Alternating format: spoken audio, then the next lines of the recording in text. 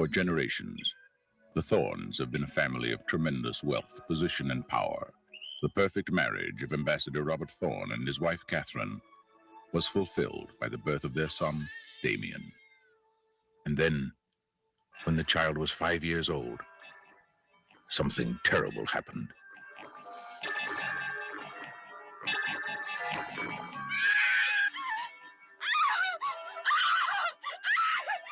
And then it happened again.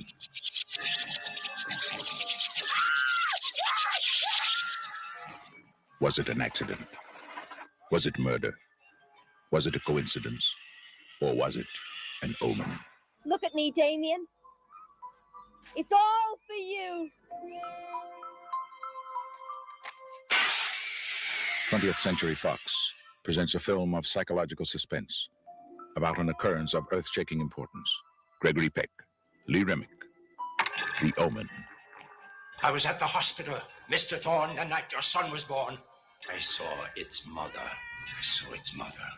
I have fears. I've fears. What kind of fears? Its mother, Mr. Thorne. You saw my wife. Its mother. What is it that you're trying to say? His mother was a... This is not a human child. Make no mistake. There are those who will die for him.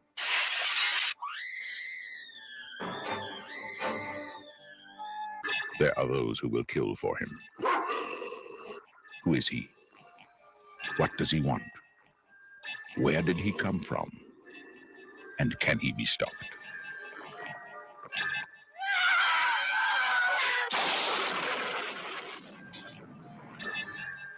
Gregory Peck, Lee Remick, The Omen.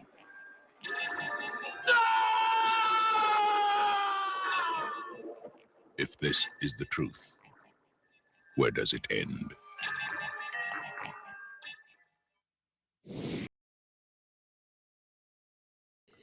Oops, forgot to put myself in there. Well, good morning, everybody. Welcome to day 11 of 31 Days of Monsters. We're doing The Omen from 1976 today. Richard Donner film.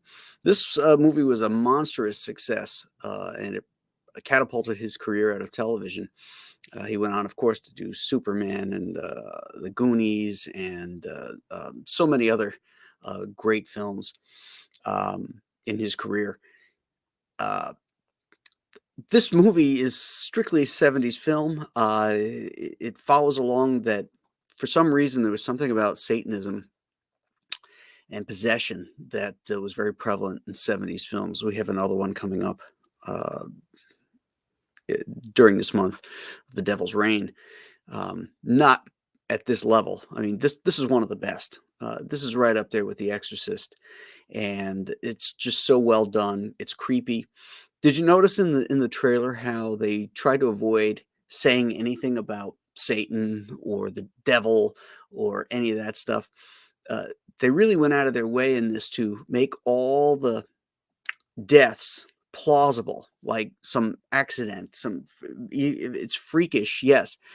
And it was, sort of an inspiration for what became the Final Destination movies as well. But they wanted to avoid any of the religious overtones, and at least in the big picture. One of the hardest things for them to shoot was that menacing dog, Mrs. Blaylock's dog, that was coming down the hallway. Not because he was so vicious and was a danger to Gregory Peck, but because he was quite the opposite. He just wanted to play and lick everybody. The dopey dog was just very friendly, and he's supposed to be this menacing character. And he is. The way they filmed him, the dog is great. And the character, Mrs. Blaylock, she is really something. The actress who plays her had been around for years. What was her? Billy Whitlaw. She was even in Hot Fuzz in the later part of her career. Just a wonderful actress, and they almost cut her part out. But when Donner went back and saw, because they were originally going to have her as this Irish nanny that was kind of a chubby, overly effusive sweetheart of a lady. But she came in and did this air of menace, and he wasn't sure that was going to work. But then he loved her performance so much, he kept her in, and I'm glad he did, because I think she's one of the highlights of the film. Whenever she shows up, she's, just really, really foreboding. The way she passive aggressively um, uh, tells the mother that Damien's too young for church. She doesn't want the devil spawn to be hurt by going into a Christian church, and she's like just talking back to the mother. It's really, really a great scene.